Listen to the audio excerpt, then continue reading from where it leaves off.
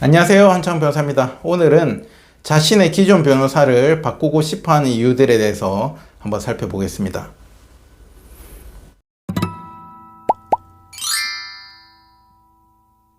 제가 이제 유튜브를 찍기 전에는 부산이나 경남 지역에서 1심을 패소하신 분들이 변호사를 이제 바꾸고 싶어서 아름아름 알아보시다가 이제 제 이름을 듣게 돼 가지고 저한테 이제 소개를 받아 가지고 오시는 경우가 좀 많았어요. 그리고 이제 유튜브를 찍고 나서는 지금 이제 본인이 변호사 선임해서 소송하시다가 뭐 영상 같은 거 보고 중간에 조금 불만을 토로하시면서 변호사를 변경하려고 문의를 주시는 경우가 좀 있습니다. 그러다 보니까 제가 이제 좀 듣게 된 그 고객들의 불만이 뭔가에 대해서 한번 오늘은 말씀드려보고자 합니다. 우선 선임 루트별로 구분해서 제가 한번 순위를 매겨 본다면, 첫 번째, 요즘에는 광고가 많습니다. 광고가. 그러니까 선임 루트가 선임 시 광고로 선임을 했어요. 근데 저희도 광고로 하는 건 나쁜 게 아니에요. 근데 광고를 하는 업체 중에 광고를 대량으로 하면서 공장식인 데가 있죠. 공장식. 그래가지고 광고로 들어오는 경우에는 광고료를 많이 낼 거 아니에요. 자기 그 클라이언트가 전화 한 통 하는데도 뭐 돈을 많이 드리게끔 하니까 무조건 잡아야 되겠죠. 무조건 잡으려면 뭐 어떻게 하나요? 이 변호사들이 다 된다라고 대답을 합니다. 그게 변호사일 수도 있고 뭐 거기 직원일 수도 있고 전화나 상담을 응대하는 사람이 사건을 받을 때는 무조건 다 된다. 예, 플러스가 되면은 좀 다 된다라고 이야기를 하면 문제가 좀 있다라고 보시면 됩니다. 그러면은 다 된다라고 이야기를 하고 받으면은 다 되면은 불만이 없으시겠죠. 문제도 없겠죠. 근데 그런 거 있잖아요. 말로는 무슨 말을 못해. 다 된다는 말은 저도 할 수 있습니다. 하지만 제가 이렇게 다 된다는 말을 말씀 안 드린 이유는 뭐냐면 이 책임감이죠. 책임감이 있게 해야 되는데 이런 곳은 받고 나면은 별로 책임감이 없을 이 상담하는 태도를 보면 가능성이 높겠죠.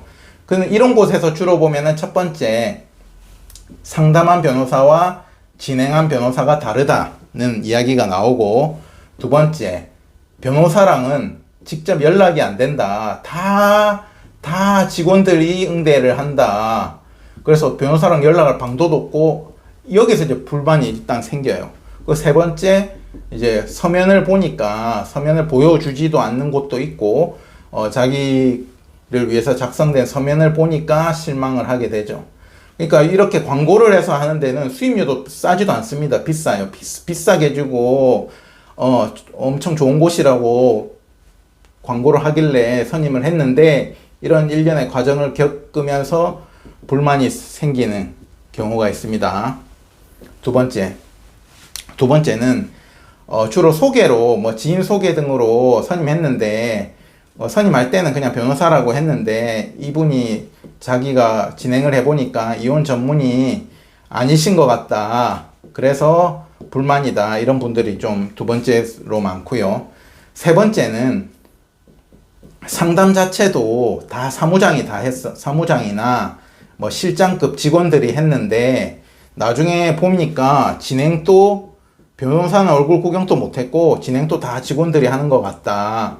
그래서 불만이다. 자, 상담은 우리가 의사로 병원에 간 걸로 따지면은 MRI 찍고 뭐 CT 찍고 뭐 청진기 되는 정도로 상담은 매우 중요한 거예요. 매우 중요한 것을 직원이 했다는 것은 결국에는 그 나머지 눈에 보이는 것도 직원이 했는데 눈에 보이지 않는 서면 작성이라든지 모든 것들은 다 직원이 했을 개연성이 높겠죠. 그러니까 여기에서 불만이 생기는 겁니다. 그래서 지금 선임 루트별로 봤을 때는 요즘에는 사무장 상담하고 실장 상담은 잘 선임도 안 하고 변호사 직접 상담하는 곳이 많아요. 그렇기 때문에 이게 한 3순위 정도 되고 그렇습니다. 그리고 두 번째로는 주로 뭐 이 선임 루트에 어떻게 됐든 간에 가장 변론의 내용적인 면에서 불만을 많이 호소하시는 부분에 대해서 제가 한번 순위를 매겨 보겠습니다. 첫 번째, 아까 말씀드렸지만 담당 변호사 대해서 직접 연락이 안 된다. 이게 제일 불만이 크신 부분이에요. 주로 보면 이런 곳이 제법 많은가 봐요. 근데 저도 지금 동일한 업무를 하지만 직접 연락이 안 되면 어떤 거냐면요. 우리 가족 오락관 있죠. 제가 변호사가 의뢰인한테 의사 전달 하나 한다거나 변호사가 의뢰인한테 뭔가 물어본다거나 그랬을 때 가족 오락관 보면은 귀 가리고 막 전달하는 것처럼 막 내용이 곡해가 돼요. 곡해가 되고 제가 이제 직접 연락을 의뢰인들하고 주고받는 이유는 제가 착해서가 아니고 제가 직접 이렇게 해보니까 저도 직원 통해서 연락을 해봤거든요. 그러면은 지금 뭐 하나 물어볼 때도 다시 또 물어봐야 되고 그러면은 의뢰인들한테도 의뢰인분들께서도 약간 불안이 생겨요. 변호사에 대해서. 그러면 변호사 입장에서는 의뢰인이 자신을 신뢰하지 않으면은 약간 불안을 가지면은 조금 변호사도 피곤해요. 그러니까 저는 그냥 직접 연락하는 이유가 주로 이런 데 있어요. 그렇다고 저는 뭐 직원 통해서 연락을 안 하느냐? 연락을 할 때도 있습니다. 기계적인 거, 서류 준비라든지, 재산 분할 부분에서 단편적인 지식을 여쭤볼 때, 사실관계를 물어보거나 자료를 받을 때, 저도 직원분들 도움 받아가지고 연락하고 자료 받고 하는 경우는 있지만, 본질적인 핵심 변론 내용이라든지 상대방 이런 내용에 대해서 서로 토로할 때는 제가 그냥 직접 연락한 경우가 많고, 그래서 직접 연락이 돼야 된다는 게 매우 중요해요. 그러니까 상담을 받아보시면은 변호사의 휴대폰 전화번호를 알려주느냐 알려주지 않느냐를 보면 이거는 그냥 답이 나오는 것 같아요. 휴대폰 전화번호를 알려준다면 직접 연락을 한다는 의미니까요. 그러니까 첫 번째는 변호사와의 연락이 안 된다는 문제입니다. 연락이 안 된다는 문제, 직접 연락이 안 된다는 문제. 두 번째는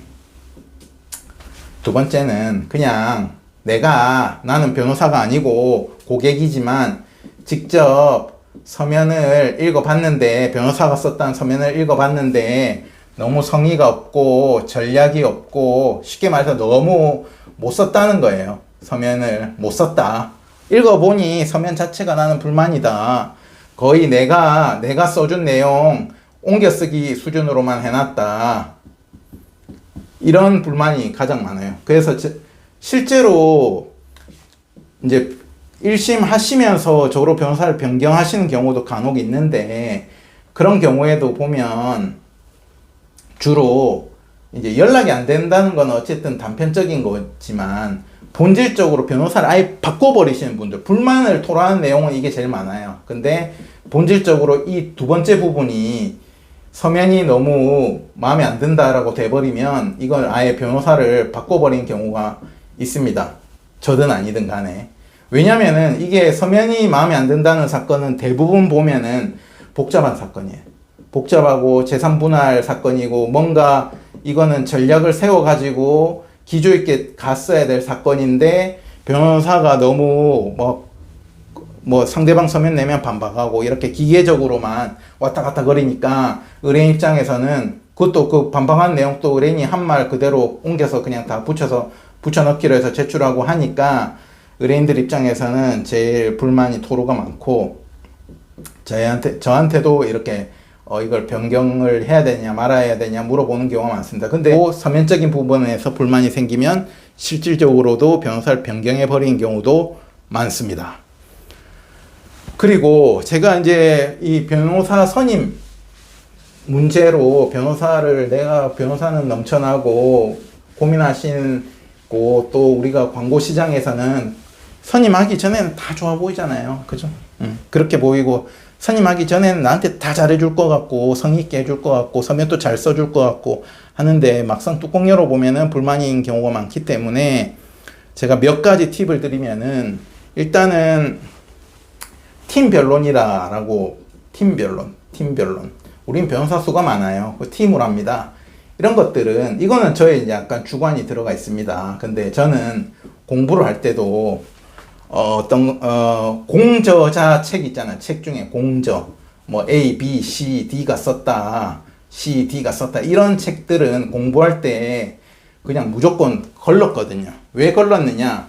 A는 뭐 예를 들어서 저희가 법학책으로 따지면 뭐 불법행위 부분의 전문가라면서 불법행위 부분을 썼고, B는 채권 영역을 썼고, 뭐 이렇게 해서 하나의 책으로 하면, 근데 기조가 없어요. 이러면은 저자가 다 다르기 때문에 그 섹터별로 전체적으로, 예를 들어서 제가 민법 책을 예를 들었는데, 민법이라는 거는 어떤 기조가 있고 거기에서 논리가 있고 전체적으로 민법이 무엇이라는 걸 보여주면서 그 세부 내용을 설명을 해야 되는데, 무슨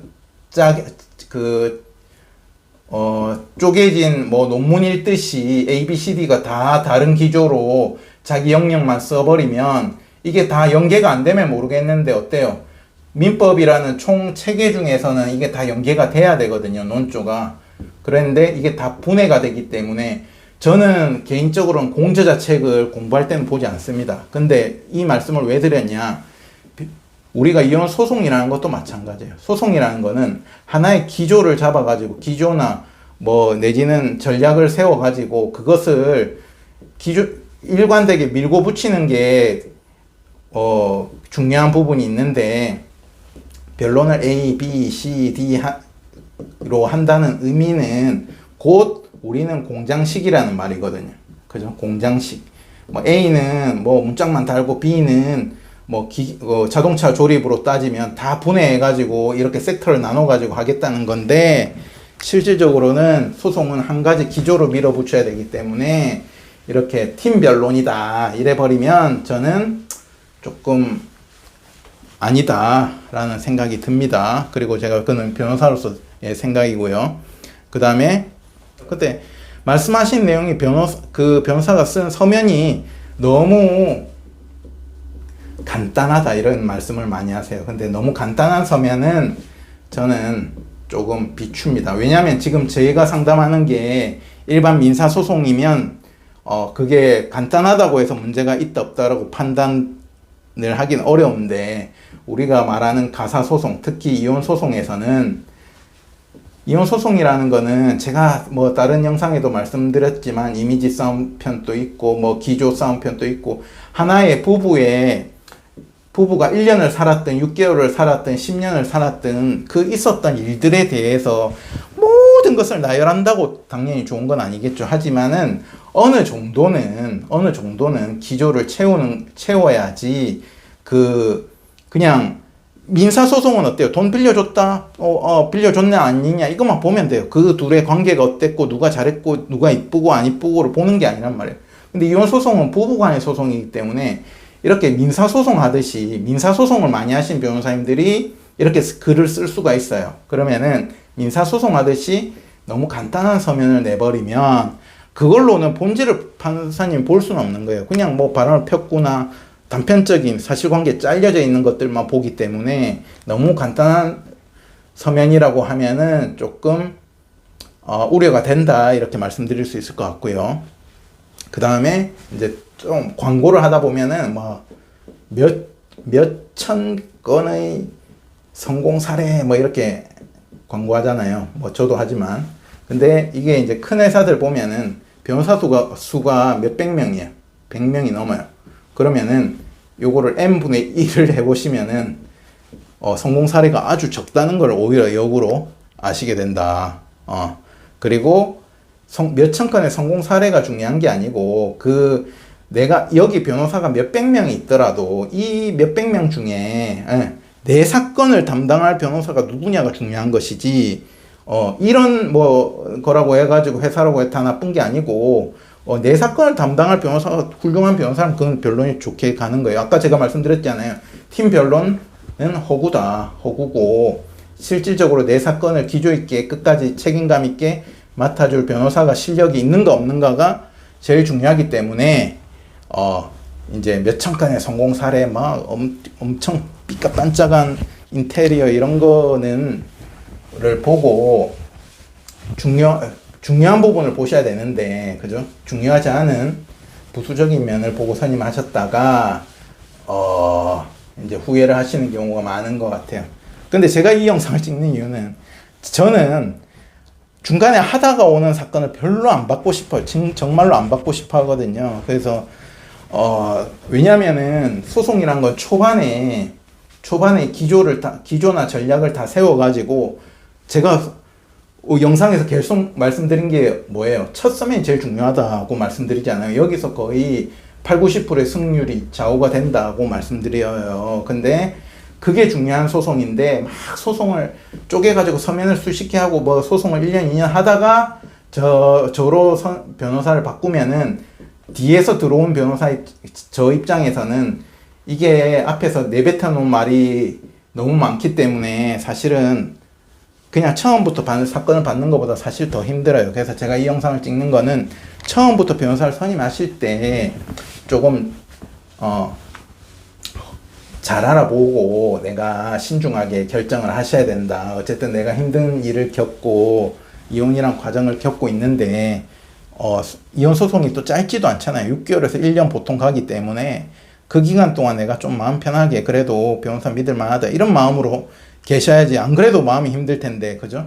예, 그런 면이 있다는 말씀을 드리고, 제가 말씀드리는 해결책은 일단은 뭐 사무장 상담 이런 곳은 그냥 믿고 걸으시면 될 것 같고, 변호사가 직접 상담하는 곳을 일단은 찾는 거는 기초고요. 실제로 그리고 변호사 직접 상담을 받으시더라도 이제 무조건 된다 안 된다 그 말을 누구나 합니다. 저도 지금 100번 할 수 있어요. 됩니다. 그죠? 말로는 무슨 말을 못 해요. 그러니까 왜 되는지를 설명을 들어보고, 그죠? 왜 안 되는지를 설명을 들어보고 내가 수긍이 가면, 그리고 일반인인 나에게도 설명을 할 수 있는 수준의 변호사가 실력이 좋은 거예요. 그냥 막 변호사니까 의사니까 막 복잡한 용어 써가면서 어렵게 뭐 이게 무슨 소린지도 못 알아듣게 중얼중얼 거리잖아요. 실력이 없는 겁니다. 실력이 없기 때문에 감추려고 괜히 어려운 용어 써가면서 비논리적으로 말을 하거든요. 그러니까 그런 거에 속지 마시고, 내가 설명을 들어보고, 그 변호사 말이 맞다. 이런 건 위험할 수가 있겠고, 이렇게 변론을 하면은, 나도 충분히 이겨볼 만 하겠는데, 이런 느낌이 든단 말이에요. 그게 맞는 거예요. 그냥 내가 들어보고 결정을 하시라. 두 번째는 내가 직접 내용을 들어보고, 된다 안 된다 결론만 듣지 마시고, 결론은 언제든지 말할 수 있는 거니까, 그죠? 내용을 들어보고 나를 납득시킬 수 있는 변호사가 좋은 변호사다. 그리고 무료 상담은 조금 저는 비추기 때문에, 무료 상담을 한다는 거는 의뢰인만 본인만 무료 상담해 주는 게 아닙니까? 그죠? 그래서 무료 상담하는 곳은 저는 조금 아닌 것 같다는 생각이 들고, 그 다음에 내가 담당 내가 계약을 하고 나면 바뀌는 경우가 많단 말이에요. 그러면은 내가 돈 주고 나면은 처음부터 배신감이 든단 말이에요. 그러니까 담당 변호사가 바뀌지 않는지를 여쭤보는 것도 중요합니다. 내 사건을. 그러니까 저라고 해가지고 모든 사건의 100%를 다 직접 제 손으로 다 하는 건 아니에요. 그럴 것 같으면은 제가 직원도 필요 없겠죠. 사무실에 저 혼자 컴퓨터 놓고 앉아 있으면 되잖아요. 그건 아니지만 실질적으로 부수적이거나 제가 직원분들한테 도움을 받는 영역도 분명히 있습니다만, 어쨌든 이 사건을 책임지고 전체적으로 직접 서면을 쓰고 의뢰인하고 직접 소통을 하고 내용을 맞추고 해가지고 변론의 질을 유지할 수 있는가가 결국에는 중요한 거거든요. 그래서 이런 것들을 유지할 수 있는지를 살펴보시는 게 중요하기 때문에, 나를 담당하는 대표가 상담을 하고 나중에 고용 변호사가 그냥 그 사건 담당하는 경우가 많단 말이에요. 큰 로펌 가면. 근데 그게 나쁜 건 아니지만, 내가 알고서 계약 전에, 내가 돈 주기 전에 내가 그걸 알고서 계약을 해야 되는데, 그죠? 그걸 모르고서 나는 대표 변호사 하는 줄 당연히 알고 내랑 상담했으니까, 근데 나중에 실질적으로 나랑 연락하고 직접 서면 쓰고 하는 변호사님은 따로 있다. 밑에 고용 변호사님 따로 있는 경우가 있기 때문에, 이런 경우는 조금 의뢰인들이 불만을 가지실 수가 있다. 그리고 이런 곳은 또 밑에 고용 변호사님이 제 사건이 6개월에서 1년 간다고 했잖아요. 바뀌는 경우도 많아요. 그러면 더 불만이 생기시죠. 어쨌든 오늘은 좀 이런 변호사 선임하실 때, 제가 요즘에 좀 이렇게 이제 자기 나는 기존의 변호사가 불평입니다라는 이런 전화를 많이 받아가지고 오늘은 이 부분에 대해서 처음부터 선임할 때부터 내가 조금 알아보고 좀 알고 선임하시면 좋을 것 같아서 한번 설명을 드렸습니다. 감사합니다.